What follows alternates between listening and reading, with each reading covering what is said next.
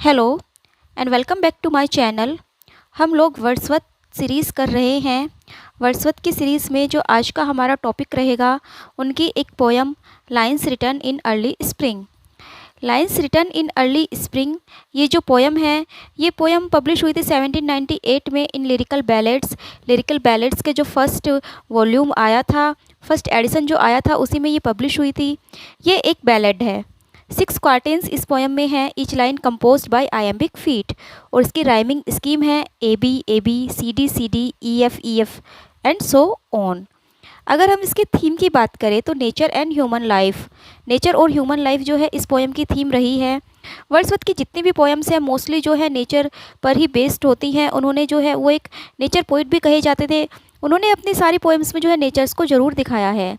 तो यहाँ पर जब ये पोएम स्टार्ट होती है तो वर्ड्सवर्थ जो है एक ग्रोव में बैठे हुए हैं, यानी कि एक गार्डन में, एक बगीचे में वो बैठे हुए हैं, और वो अपने आसपास क्या देख रहे हैं वही जो डिस्क्राइब है उन्होंने इस पोएम में किया है।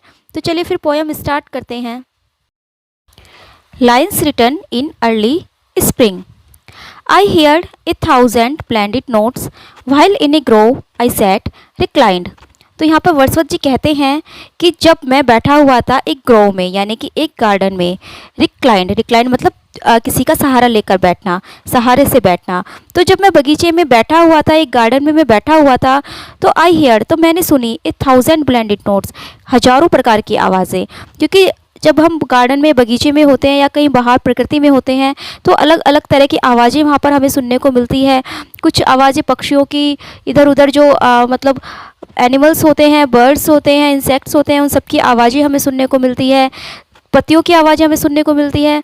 तो विलियम वर्ड्सवर्थ यहाँ पर कह रहे हैं कि मैं हज़ारों प्रकार की जो मैं आवाज़ें वहाँ पर सुन रहा था। इन डैट स्वीट मूड, और मेरा जो मूड था वो बहुत ही अच्छा था, मैं बहुत ही अच्छे मूड में था।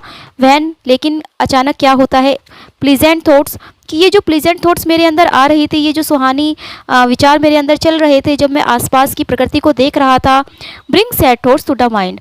तो ये जो प्लीजेंट थॉट्स थी, इन्होंने मेरे माइंड में, मेरे दिमाग में कुछ सैड थॉट्स को भी ला दिया, यानी कि कुछ जो दुख भरी यादें थी वो भी मुझे आने लगी।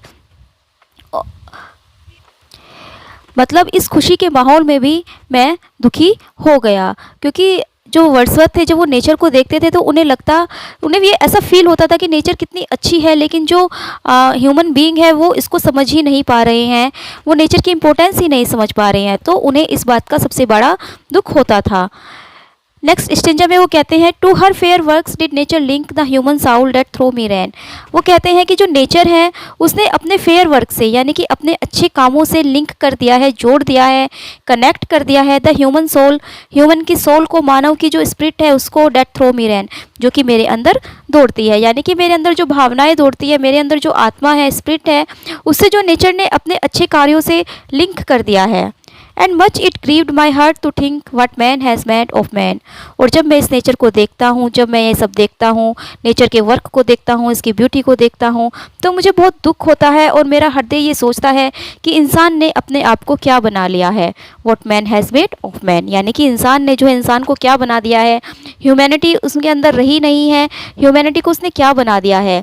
नेचर इतनी ब्यूटीफुल है, लेकिन आज का जो मैन है, आज के जो ह्यूमन बीइंग है, वो क्या हो गए हैं, वो बिल्कुल नेचर से दूर हो गए हैं। तो मैं जब ये सोचता हूँ तो मैं बहुत ज़्यादा दुखी हो जाता हूँ। Through primrose Tufts in that green bower the periwinkle trailed its wreaths, and this my fate that every flower enjoys the air it breathes। Through primrose Tufts, जो प्राइमरोज की टफ्ट्स है, प्राइमरोज की जो झाड़ियाँ हैं, प्राइमरोज एक तरह की फूल होता है, एक तरह की जो फूलों की झाड़ियाँ होती है, इन डेट ग्रीन बोर, इस हरे भरे मैदान में, इस हरे भरे जो ये हरा भरा मतलब पेड़ों से भरा हुआ जो ये गार्डन है, इसमें थ्रू प्राइमरोज टफ्ट्स, प्रिमरोज की जो झाड़ियों से the periwinkle trailed it's Wraith, periwinkle के जो फूल है वो निकल रहे हैं, अपनी शाखाओं को वो फैला रहे हैं। तो ये जो दृश्य है ये कितना सुंदर है। एंड दिस माई फेथ, और ये मेरा विश्वास है, डेट की एवरी फ्लावर की, प्रत्येक जो फूल है यहाँ पर, enjoys the air it breathes, इस सांस लेने वाली हवा को इन्जॉय कर रहा है, यानी कि ये एयर जो कि ब्रीथिंग है, जो कि हमें सांस लेती, जिससे कि हम सांस लेते हैं, इस एयर को प्रत्येक जो यहाँ पर फूल है वो एंजॉय कर रहा है। तो यहाँ पर वर्ड्सवर्थ कहते हैं कि जो नेचर है वो अब बहुत ही सुंदर है, और जो ये हवा चल रही है इसको हर एवरी फ्लावर जो है वो एंजॉय कर रहा है, लेकिन एक मानव ही ऐसा है जो इसको एंजॉय नहीं करता। The birds around me hopped and played their thoughts I can not measure. अब जो विलियम वर्ड्सवर्थ अपने आसपास जो उनके पक्षी हैं उनके बारे में बताते हैं, वो कहते हैं कि जो मेरे चारों ओर बर्ड्स हैं वो होप कर रहे हैं, कूद रहे हैं, एंड प्लेड और खेल रहे हैं। Their thoughts I can not measure, मैं मेज़र नहीं कर सकता, मैं नहीं बता सकता कि उनके अंदर क्या थॉट्स चल रही हैं, वो क्या सोच रहे हैं, ये तो मैं नहीं जानता, मैं उसको मेज़र नहीं कर सकता। बट किंतु the least motion which they made, लेकिन जो मोशंस, जो गति वो कर रहे हैं, यानी कि जो मूवमेंट वो कर रहे हैं, उनको देखकर इट सीम्ड, ऐसा प्रतीत होता है, ए थ्रिल ऑफ प्लीज़र, कि वे बहुत ज़्यादा खुश हैं, बहुत ज़्यादा वो प्लीज़र है, यानी कि बहुत ज़्यादा वो खुशी महसूस कर रहे हैं। मैं ये तो नहीं बता सकता कि उनके अंदर क्या थॉट्स हैं, वो क्या सोच रहे हैं, लेकिन उनके इमोशंस को देखकर, उन्हें खेलते हुए देखकर मैं ये ज़रूर कह सकता हूँ कि वो इस प्रकृति का आनंद ले रहे हैं, वो यहाँ पर बहुत ज़्यादा खुश हैं। The budding trees spread out their fan to catch the breezy air, and I must think do all I can that there was pleasure there. अब यहाँ पर जो है विलियम वर्ड्सवर्थ कहते हैं कि द बडिंग ट्विग्स, कि जो छोटे छोटे शाखाएं निकल रही हैं, स्प्रेड आउट देयर फैन, वो भी अपनी डालियों को फैला रही है, यानी कि पेड़ों से जो छोटी छोटी शाखाएं निकलती है वो भी बड़ी हो रही है, वो भी अपनी डालियों को फैला रही है। To catch the breezy air, ताकि वो भी जो इस ब्रीजी एयर है, जो ये सुहानी हवा चल रही है, इसको पकड़ सके, इसका इसको एंजॉय कर सके। And I must think do all I can, और जो मैं सोचता हूँ कि जो मुझे करना चाहिए, मैं क्या कर सकता हूँ, मैं केवल ये सोच सकता हूँ that there was pleasure there, कि यहाँ पर चारों ओर जो है वो प्लीज़र ही प्लीज़र है, चारों ओर जो है वो इन्जॉयमेंट है, खुशियाँ हैं। मैं अगर कुछ कर सकता हूँ तो सिर्फ मैं यही कर सकता हूँ कि मैं ये बैठ सोचूँ कि यहाँ पर जो है खुशियाँ ही खुशियाँ हैं। If this belief from heaven be sent, if such be nature's holy plan, have I not reason to lament what man has made of man.